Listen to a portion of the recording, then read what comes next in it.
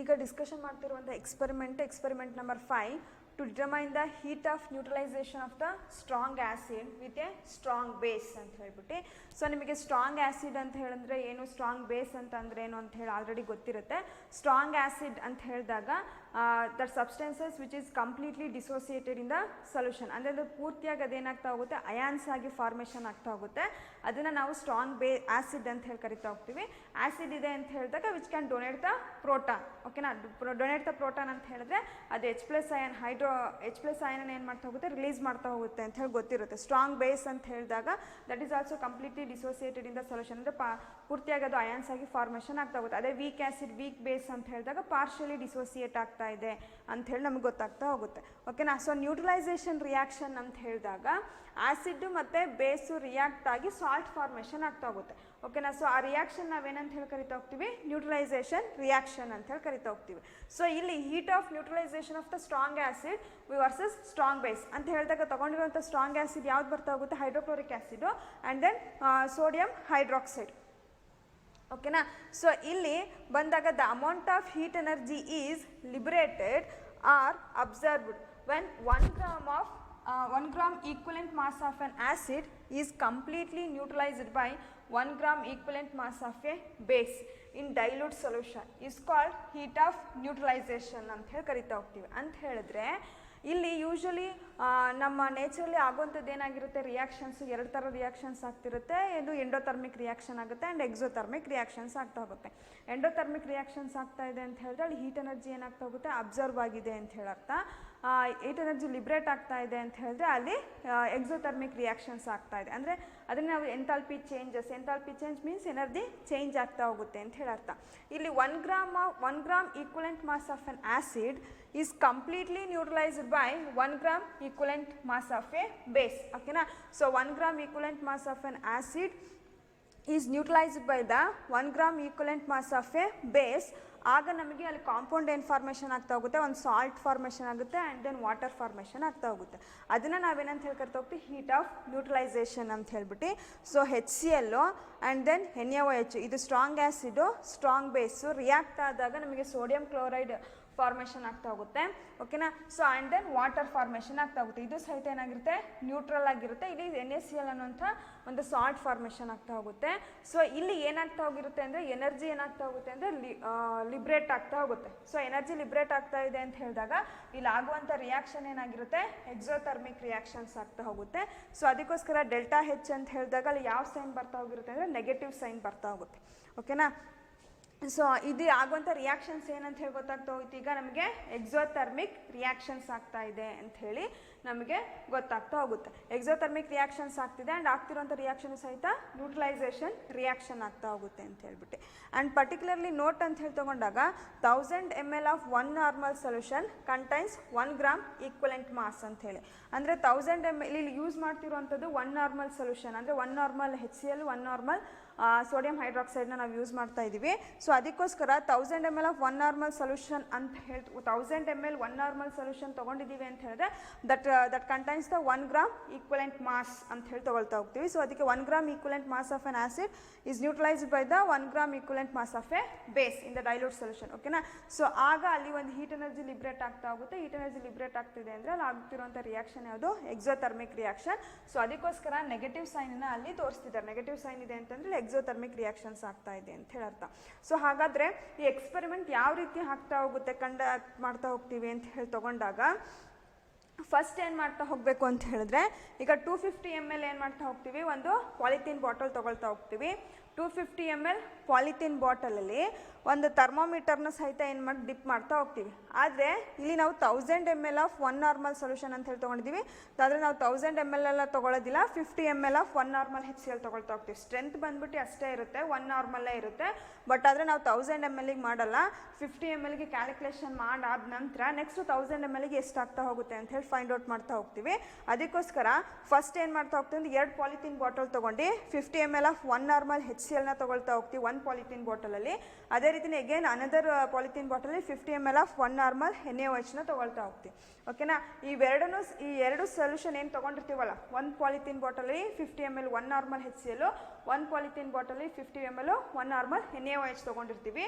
Separate polythene bottle ತೊಗೊಂಡು ಎರಡಕ್ಕೂ ಸಹಿತ ಬೇರೆ ಬೇರೆ ಥರ್ಮೋಮೀಟರ್ನ ಡಿಪ್ ಮಾಡಿ ಎರಡೂ ಸಹಿತ ಏನಾಗಿರ್ಬೇಕು, they are attain the same temperature. ಓಕೆನಾ, ಸೊ ಟೆಂಪರೇಚರ್ ಎರಡೂ ಸಹಿತ ಸೇಮ್ ಇರ್ತಾ ಹೋಗಬೇಕು. ಆಗ ಈ ಟೆಂಪರೇಚರ್ನ ನಾವೇನಂತ ಹೇಳಿ ಕನ್ಸಿಡರ್ ಮಾಡ್ತಾ ಹೋಗ್ತೀವಿ ಅಂತ T1 ಅಂತ ಹೇಳಿ ನಾವು ನೋಟ್ ಡೌನ್ ಮಾಡ್ತಾ ಹೋಗ್ತೀವಿ. ಓಕೆನಾ, ಸೊ T1 ಅಂತ ಹೇಳಿ ನೋಟ್ ಡೌನ್ ಮಾಡ್ತಾ ಹೋದ್ಮೇಲೆ ನೆಕ್ಸ್ಟ್ ಏನಾಗ್ತಾ ಹೋಗುತ್ತೆ ಅಂತ ಹೇಳಿದ್ರೆ, ನಾವು pour the NaOH solution into the polythene bottle ಅಂತ ಹೇಳಿದ್ರೆ, ಒಂದ್ರಲ್ಲಿ ನಾವು HCl ತೊಗೊಂಡಿರ್ತೀನಿ ಅಂತ ಏನು ಹೇಳಿದ್ನಲ್ಲ 50 ml, ಅದಕ್ಕೆ ನೆಕ್ಸ್ಟ್ ಇನ್ನೊಂದು ಪಾಲಿಥೀನ್ ಬಾಟಲಲ್ಲಿ ತೊಗೊಂಡಿರುವಂಥ 50 ml 1 ನಾರ್ಮಲ್ NaOHನ ಆ್ಯಡ್ ಮಾಡ್ತಾ ಹೋಗ್ತೀವಿ. ಸೊ NaOHನ ಆ್ಯಡ್ ಮಾಡ್ತಾ ಹೋದಾಗ HCl ಮತ್ತು NaOHನ ಆ್ಯಡ್ ಮಾಡಿದಾಗ ಅಲ್ಲಿ ಏನಾಗ್ತಾ ಹೋಗುತ್ತೆ ಅಂದರೆ ಎಕ್ಸೋಥರ್ಮಿಕ್ ರಿಯಾಕ್ಷನ್ ಆಗ್ತಿರುತ್ತೆ. ಎಕ್ಸೋಥರ್ಮಿಕ್ ರಿಯಾಕ್ಷನ್ ಆಗ್ತಿದೆ ಅಂತ ಹೇಳಿದ್ರೆ ಹೀಟ್ ಎನರ್ಜಿ ಏನಾಗ್ತಾ ಹೋಗುತ್ತೆ, ಲಿಬ್ರೇಟ್ ಆಗ್ತಾ ಹೋಗುತ್ತೆ. ಓಕೆನಾ, ಸೊ ಈ ಲಿಬ್ರೇಟ್ ಆಗ್ತಾ ಹೋದಾಗ ಅಲ್ಲಿ ಟೆಂಪರೇಚರ್ ಏನಾಗ್ತಾ ಹೋಗಿತ್ತು, ಇನ್ಕ್ರೀಸ್ ಆಗ್ತಾ ಹೋಗುತ್ತೆ. ಆ ಟೆಂಪರೇಚರ್ನ ನಾವೇನಂತ ಹೇಳಿ ಕನ್ಸಿಡರ್ ಮಾಡ್ತಾ ಹೋಗ್ತೀವಿ, T2 ಅಂತ ಹೇಳಿ ನಾವು ನೋಟ್ ಡೌನ್ ಮಾಡ್ತಾ ಹೋಗ್ತೀವಿ. ಓಕೆನಾ, ಸೊ ಅಂತ ಹೇಳಿದ್ರೆ ಇಲ್ಲಿ ಎಕ್ಸ್ಪೆರಿಮೆಂಟ್ ನಾವು ಯಾವ ರೀತಿ ಮಾಡ್ತೀವಿ ಅಂತ ಹೇಳಿದಾಗ 50 ml 1 normal HCl, 50 ml 1 normal NaOH ಇವೆರಡನ್ನೂ ಸಹಿತ ಸಪ್ರೇಟ್ ಪಾಲಿಥೀನ್ ಬಾಟಲಲ್ಲಿ ತೊಗೊಂಡು ಇವೆರಡರದ್ದು ಸಹಿತ ಟೆಂಪರೇಚರ್ ಎಷ್ಟಿದೆ ಅಂತ ಹೇಳಿ ನಾವು ಚೆಕ್ ಮಾಡಬೇಕು. ಎರಡು ಸಹಿತ ಸೇಮ್ ಟೆಂಪರೇಚರ್ ಇರಬೇಕು. ಓಕೆನಾ, ಅದಾದ ನಂತರ HClಗೆ 50 ml 1 ನಾರ್ಮಲ್ HClಗೆ 50 ml 1 ನಾರ್ಮಲ್ NaOHನ ಆ್ಯಡ್ ಮಾಡಿದಾಗ ಸ್ಟರ್ ಮಾಡಿಬಿಟ್ಟು ಆಮೇಲೆ ನೆಕ್ಸ್ಟ್ ಟೆಂಪರೇಚರ್ ಎಷ್ಟಿದೆ ಅಂತ ಹೇಳಿ ಚೆಕ್ ಮಾಡಬೇಕು. ಸೊ ಆಗ ಟೆಂಪರೇಚರ್ ಏನಾಗಿರುತ್ತೆ, ರೈಸ್ ಆಗ್ತಾ ಹೋಗಿರುತ್ತೆ. ಸೊ ಟೆಂಪರೇಚರ್ ರೈಸ್ ಆಗ್ತಾ ಇದೆ ಅಂತ ಹೇಳಿದ್ರೆ ಅಲ್ಲಿ ಹೀಟ್ ಎನರ್ಜಿ ಏನಾಗಿದೆ ಅಂತ ಅರ್ಥ, ಲಿಬ್ರೇಟ್ ಆಗಿದೆ ಅಂತ ಹೇಳರ್ಥ. ಸೊ ಹೀಟ್ ಎನರ್ಜಿ ಲಿಬ್ರೇಟ್ ಆಗಿದೆ ಅಂತ ಹೇಳಿದಾಗ ಟೆಂಪರೇಚರ್ ಏನಾಗ್ತಾ ಹೋಗುತ್ತೆ, ಇನ್ಕ್ರೀಸ್ ಆಗ್ತಾ ಹೋಗುತ್ತೆ. ಸೊ ಎಷ್ಟು ಇನ್ಕ್ರೀಸ್ ಆಗಿದೆ ಅಂತ ಹೇಳಿ ನೋಡ್ಕೊಂಡು ನಾವು ಟೆಂಪರೇಚರ್ T2 ಅಂತ ಹೇಳಿ ಮೆನ್ಷನ್ ಮಾಡ್ತಾ ಹೋಗ್ತೀವಿ. ಓಕೆನಾ, ಸೊ ಇದನ್ನ ಯಾವ ರೀತಿ ಎಕ್ಸ್ಪೆರಿಮೆಂಟ್ ಮಾಡ್ತಾ ಹೋಗೋಣ ಅಂತ ನೆಕ್ಸ್ಟ್ ನೋಡ್ತಾ ಹೋಗೋಣ. ಓಕೆ, ಸೊ ಈಗ ಏನು ಆವಾಗಲೇ ಎಕ್ಸ್ಪೆರಿಮೆಂಟ್ ನಾನು ಪಾರ್ಟ್ ಎಕ್ಸ್ಪ್ಲೇನ್ ಮಾಡ್ತಿದ್ನಲ್ವಾ, ಸೊ ಅದಕ್ಕೆ ಬೇಕಾಗಿರುವಂಥ ರಿಕ್ವೈರ್ಮೆಂಟ್ಸ್ ಏನಂತ ಹೇಳಿದೆ ನಾನು, 1 normal HCl and 1 normal NaOH ಬೇಕಾಗಿದೆ ಅಲ್ವಾ.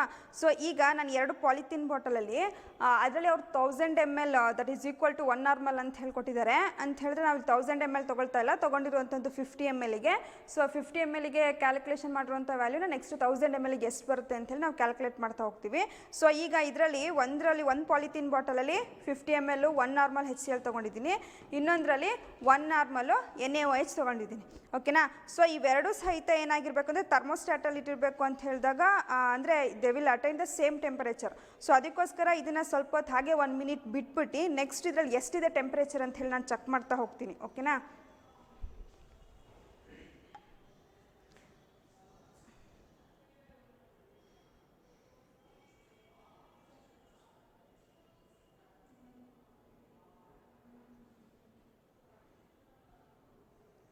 ಸೊ ಈಗ ನಾನು ಮಾಡ್ತಿರೋಂಥದ್ದು ಯಾವುದ್ರದ್ದು ಅಂತ ಹೇಳಿದ್ರೆ HClಯಿಂದ ಬರ್ತಾ ಹೋಗುತ್ತೆ.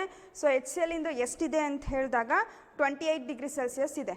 ಓಕೆನಾ, ಸೊ ಇದಾದ ನಂತರ ನೆಕ್ಸ್ಟು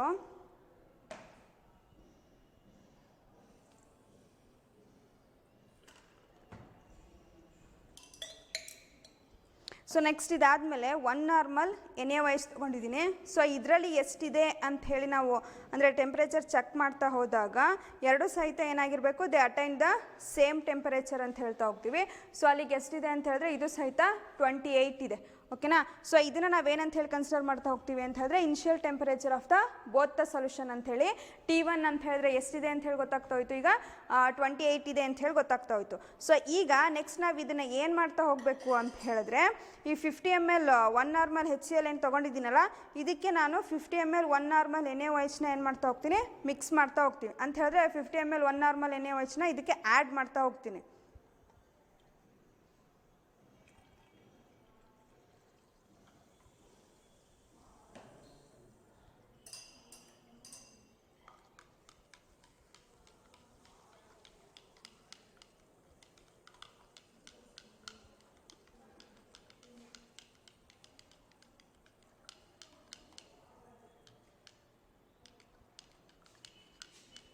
ಸೊ ಅದರಲ್ಲಿ ಅಂದರೆ heat of solution of potassium nitrate ಅಂತ ಹೇಳಿದ್ರೆ ಅಲ್ಲಿ ಹೀಟ್ ಎನರ್ಜಿ ಏನಾಗ್ತಾ ಇತ್ತು, ಅಬ್ಸರ್ವ್ ಆಗ್ತಾ ಇತ್ತು. ಆದರೆ ಇಲ್ಲಿ 1 ನಾರ್ಮಲ್ HCl ಇದೇನು strong base acid versus strong base heat of ನ್ಯೂಟ್ರಲೈಸೇಷನಲ್ಲಿ ಏನಾಗ್ತಾ ಹೋಗುತ್ತೆ ಅಂದರೆ ಹೀಟ್ ಎನರ್ಜಿ ಲಿಬ್ರೇಟ್ ಆಗ್ತಾ ಹೋಗುತ್ತೆ. ಅಲ್ಲಿಗೆ ಇದರಲ್ಲಿ ಟೆಂಪ್ರೇಚರ್ ಏನಾಗಿದೆ ಅಂತ ಹೇಳರ್ಥ, ರೈಸ್ ಆಗಿದೆ ಅಂತ ಹೇಳರ್ಥ. ಸೊ ಅದಕ್ಕೋಸ್ಕರ ಇದರಲ್ಲಿ ಎಷ್ಟು ಟೆಂಪ್ರೇಚರ್ ರೈಸ್ ಆಗಿದೆ ಅಂತ ಹೇಳಿದಾಗ ಆವಾಗ initial temperature of both the solution ಅಂತ ಹೇಳಿದ್ರೆ 28 ಇತ್ತು. ಸೊ ಈಗ ಇರುವಂಥ ಟೆಂಪ್ರೇಚರ್ ಎಷ್ಟಿದೆ ಅಂತ ಹೇಳಿದ್ರೆ 34 ಇದೆ. ಓಕೆನಾ. ಸೊ ಅಲ್ಲಿಗೆ ನಿಮಗೆ ರೀಡಿಂಗ್ ಎಷ್ಟಿದೆ, ರೈಸ್ ಆಗ್ತಾ ಹೋಗಿದೆ ಅಂತ ಹೇಳಿ ಗೊತ್ತಾಗ್ತಾ ಹೋಗಿತ್ತು. 28 ಇರುವಂಥದ್ದು 34ಗೆ ಹೋಗಿದೆ ಅಂತ ಹೇಳಿದ್ರೆ ಅಲ್ಲಿ 6 ಟೆಂಪ್ರೇಚರ್ ಅಷ್ಟು ಏನಾಗ್ತಾ ಹೋಗುತ್ತೆ, ರೈಸ್ ಆಗ್ತಾ ಹೋಗುತ್ತೆ. ಓಕೆನಾ. ಸೊ ಹಾಗಾದರೆ ನೆಕ್ಸ್ಟಿಗೆ ಕ್ಯಾಲ್ಕುಲೇಷನ್ ಪಾರ್ಟ್ ಯಾವ ರೀತಿ ಮಾಡ್ತಾ ಹೋಗೋದು ಅಂತ ಹೇಳಿ ನೋಡ್ಕೊಳ್ಳೋಣ. ಹಾಗಾದರೆ ಈಗ ಅಬ್ಸರ್ವೇಷನ್ ಆ್ಯಂಡ್ ಕ್ಯಾಲ್ಕುಲೇಷನ್ ಪಾರ್ಟಿಗೆ ಬಂದಾಗ initial temperature of both the solutions ಅಂತ ಹೇಳಿದಾಗ 1 ನಾರ್ಮಲ್ HCl ಏನು 50 ml ಇದೆಯಲ್ಲ ಅದ್ರದ್ದು temperature and then 1 normal NaOH 50 ml ತೊಗೊಂಡಿದ್ರೆ ಅದ್ರ ಟೆಂಪರೇಚರ್ನು ಸಹಿತ ಆಗ ನೋಡಿದಾಗ ಎಷ್ಟಿತ್ತು, ಎರಡು ಸಹಿತ ಏನಾಗಿತ್ತು, ಸೇಮ್ ಟೆಂಪರೇಚರ್ ಬರ್ತಾ ಹೋಗಿತ್ತು. ಎಷ್ಟು ಟೆಂಪರೇಚರ್ ಇದೆ ಅಂತ ಹೇಳಿದ್ರೆ 28 ಡಿಗ್ರಿ ಸೆಲ್ಸಿಯಸ್ ಇತ್ತು. ಓಕೆ. ಹಾಂ,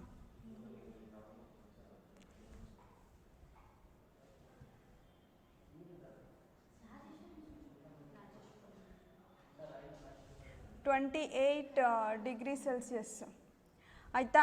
next final temperature of the mixture ಅಂತ ಹೇಳಿದಾಗ 50 ml 1 ನಾರ್ಮಲ್ HClಗೆ 50 ml 1 ನಾರ್ಮಲ್ NaOHನ ಆ್ಯಡ್ ಮಾಡ್ತಾ ಹೋದಾಗ ಟೆಂಪರೇಚರ್ ಏನಾಗ್ತಾ ಹೋಯಿತು, ಇನ್ಕ್ರೀಸ್ ಆಗ್ತಾ ಹೋಯಿತು. ಸೊ ಆಗ ನಮಗೆ ಎಷ್ಟು T2 ವ್ಯಾಲ್ಯೂ ಬರ್ತಿತ್ತು ಅಂತ ಹೇಳಿದ್ರೆ 34 ಡಿಗ್ರಿ ಸೆಲ್ಸಿಯಸ್ ಬರ್ತಾಯಿತ್ತು. ಓಕೆನಾ. ಸೊ ಈಗ ಡಿಗ್ರಿ ಸೆಲ್ಸಿಯಸ್ಸಲ್ಲಿದೆ, ಬಟ್ ಆದರೆ ನೀವು ಹಾಕಬೇಕಾದ್ರೆ ಏನು ಮಾಡ್ತಾ ಹೋಗಬೇಕು ಅಂತ ಹೇಳಿದ್ರೆ 28 + 273. ಸೊ ಎಷ್ಟು ಬರ್ತಾ ಹೋಗುತ್ತೆ ನೀವು ಕ್ಯಾಲ್ಕುಲೇಟ್ ಮಾಡಿ. ಆ್ಯಂಡ್ ದೆನ್ 34.273 ಬರ್ತಾ ಹೋಗುತ್ತೆ. ಎಷ್ಟು ಬರ್ತಾ ಹೋಗಿರುತ್ತೆ ಅಂತ ಹೇಳಿದಾಗ 28.273 ಅಂತ ಹೇಳಿದ್ರೆ 301 ಕೆಲ್ವಿನ್ ಬರ್ತಾ ಹೋಗುತ್ತೆ. ಓಕೆನಾ. ನೆಕ್ಸ್ಟ್ ಅದೇ ರೀತಿಯೇ 34.273 ಅಂತ ಹೇಳಿದ್ರೆ 307 ಬರ್ತಾ ಹೋಗುತ್ತೆ. ಆಯಿತಾ. ಅದನ್ನು ಕೆಲ್ವಿನಿಗೆ ಕನ್ವರ್ಟ್ ಮಾಡಿರಿ ಅಂತ ಹೇಳಿದಾಗ 273 ಜೊತೆಗೆ ನಾವು ಆ್ಯಡ್ ಮಾಡ್ತಾ ಹೋಗ್ಬೇಕು. ಓಕೆನಾ. ಸೊ ಈಗ ರೈಸ್ ಇನ್ ದ ಟೆಂಪರೇಚರ್ ಅಂತ ಹೇಳಿದಾಗ T = T2 - T1 ಅಂತ ಹೇಳಿದ್ರೆ 307 - 301. ಸೊ ಆಗ ಎಷ್ಟು ಬರ್ತಾ ಹೋಗಿರುತ್ತೆ, 6 ಕೆಲ್ವಿನ್ ಬರ್ತಾ ಹೋಗುತ್ತೆ. ಅಂತ ಹೇಳಿದ್ರೆ ಈಗ ಎಷ್ಟು ಟೆಂಪರೇಚರ್ ರೈಸ್ ಆಗಿದೆ ಅಂತ ಹೇಳಿದ್ರೆ 6 ಕೆಲ್ವಿನ್ ಅಷ್ಟು ಇಲ್ಲಿ ಟೆಂಪರೇಚರ್ ಏನಾಗ್ತಾ ಹೋಯಿತು, ರೈಸ್ ಆಗ್ತಾ ಹೋಯಿತು. ಇಲ್ಲಿ ಆಗ್ತಿರುವಂಥ ರಿಯಾಕ್ಷನ್ ಏನು, ಎಕ್ಸೋಥರ್ಮಿಕ್ ರಿಯಾಕ್ಷನ್ ಆಗ್ತಾ ಇದೆ. And mass of the solution ಅಂತ ಹೇಳಿದಾಗ M = 100 ಗ್ರಾಮ್ ಬರ್ತಾ ಹೋಗುತ್ತೆ. Specific heat of the water ಅಂತಂದರೆ 4.2 J/Kelvin/g. Specific heat of the water ಅಂತ ಹೇಳ್ಬಿಟ್ಟು ನೀವು heat of solution of potassium nitrate ಕ್ರಿಸ್ಟಲ್ಸಲ್ಲಿ ನೋಡ್ಕೊಂಡಿದ್ದೀರಾ. ಓಕೆನಾ. ಸೊ ಈಗ ಕ್ವಾಂಟಿಟಿ ಆಫ್ ದ ಹೀಟ್, ಹಾಗಾದರೆ ಈಗ ಮಾಡಿದಾಗ ಎಷ್ಟು ಹೀಟ್ ಎನರ್ಜಿ ಲಿಬ್ರೇಟ್ ಆಗ್ತಾ ಹೋಯಿತು ಅನ್ನೋದನ್ನು ನಾವು ಕ್ಯಾಲ್ಕುಲೇಟ್ ಮಾಡ್ತಾ ಹೋಗಬೇಕು. ಸೊ ಅದಕ್ಕೆ M × S × T ಅಂತ ಹೇಳಿದ್ರೆ 100 × 4.2. ನೆಕ್ಸ್ಟು T ಅಂತ ಹೇಳಿದ್ರೆ ಎಷ್ಟಿದೆ, 6 ಬರ್ತಾ ಹೋಗುತ್ತೆ. ಓಕೆನಾ. ಸೊ ಇದಿಷ್ಟನ್ನು ಸಹಿತ ನಾವು ಆ್ಯಡ್ ಮಾಡ್ತಾ ಹೋದಾಗ finally we can get the answer is 2520 joule ಅಷ್ಟು ಆನ್ಸರ್ ಬರ್ತಾ ಹೋಗುತ್ತೆ. ಓಕೆನಾ. ಸೊ ಇದು quantity of the heat is liberated when 50 ml of 1 normal HCl is neutralized by NaOH ಅಂತ ಹೇಳಿದ್ರೆ 50 ml 1 ನಾರ್ಮಲ್ NaOH ಅಂತ ಹೇಳಿದ್ರೆ ಎಷ್ಟು ಎನರ್ಜಿ ಲಿಬ್ರೇಟ್ ಆಗ್ತಾ ಹೋಗಿದೆ ಅಂತ ಹೇಳಿದಾಗ 2520 ಅಷ್ಟು ಎನರ್ಜಿ ಏನಾಗ್ತಾ ಹೋಗಿದೆ, ಇಲ್ಲಿ ಲಿಬ್ರೇಟ್ ಆಗ್ತಾ ಹೋಗುತ್ತೆ ಅಂತ ಹೇಳಿ ನಮಗೆ ಗೊತ್ತಾಗ್ತಾ ಹೋಗುತ್ತೆ. ಇದಾದಮೇಲೆ ಈ ಸಿಕ್ಕಿರುವಂಥ ಆನ್ಸರಿಂದ ನಾವೇನು ಮಾಡ್ತಾ ಹೋಗ್ತೀವಿ, 1000 mlಗೆ ಎಷ್ಟು ಬರ್ತಾ ಹೋಗುತ್ತೆ ಅಂತ ಹೇಳಿ ನಾವಿಲ್ಲಿ ಕ್ಯಾಲ್ಕುಲೇಟ್ ಮಾಡ್ತಾ ಹೋಗಬೇಕು.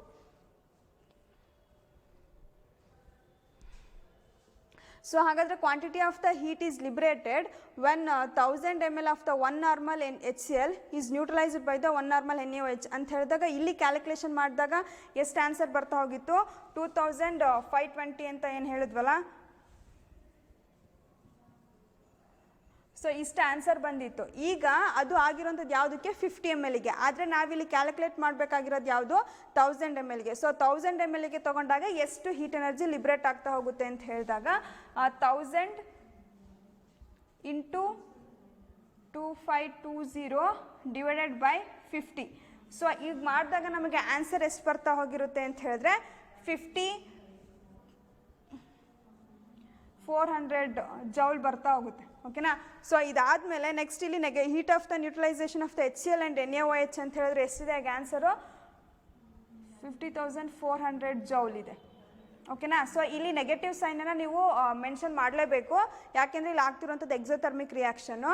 ಸೊ ನೆಕ್ಸ್ಟ್ ಇದನ್ನ ಕಿಲೋ ಜೌಲ್ಗೆ ಕನ್ವರ್ಟ್ ಮಾಡ್ತೀವ್ರಿ ಅಂತ ಹೇಳಿದಾಗ 50.4 ಕಿಲೋ ಜೌಲ್ ಬರ್ತಾ ಹೋಗುತ್ತೆ. ಓಕೆನಾ. ಸೊ ಫೈನಲಿ ಆನ್ಸರ್ ಎಷ್ಟು ಬರ್ತಾ ಹೋಗಿರುತ್ತೆ, -50.4 ಕಿಲೋ ಜೌಲ್ ಬರ್ತಾ ಹೋಗಿತ್ತು. ಸೊ ಈಗಾದರೆ ಎಕ್ಸ್ಪೆರಿಮೆಂಟ್ ಪಾರ್ಟನ್ನು ನೀವು ಯಾವ ರೀತಿ ಬರಿತಾ ಹೋಗಬೇಕು ಅಂತ ಹೇಳಿದಾಗ ಸೇಮ್ ಹೀಟ್ ಆಫ್ ಸೊಲ್ಯೂಷನ್ಗೆ ನೀವು ಯಾವ ರೀತಿ ಬರಿತಾ ಹೋಗಿದ್ರಲ್ಲ, ಏಮು, ಡೆಫಿನೇಷನ್ನು, ಥಿಯರಿ ಪಾರ್ಟು, ಅಂದರೆ ಡೆಫಿನೇಷನ್ ಆದಮೇಲೆ ಪ್ರೊಸೀಜರ್ ಕೆಳಗಡೆ ರಿಸಲ್ಟ್ ಬರಿತಾ ಹೋಗಬೇಕು ಆಯಿತಾ. ಅನ್ರೂಲ್ಡ್ ಪೇಜಿಗೆ ಬರಿತಾ ಹೋಗ್ಬಾರ್ದು. ನೆಕ್ಸ್ಟ್ ಕ್ಯಾಲ್ಕುಲೇಷನ್ ಪಾರ್ಟ್ ಏನಿದೆಯಲ್ಲ ಅದನ್ನು ಮಾತ್ರ ನೀವು ಅನ್ರೂಲ್ಡ್ ಪೇಜಿಗೆ ಬರಿತಾ ಹೋಗ್ತೀರಾ. ಅಲ್ಲಿ ನೀವು ಕೆಲ್ವಿನ್ ಅಂತ ಏನು ಬರ್ತಾ ಹೋಗುತ್ತಲ್ಲ,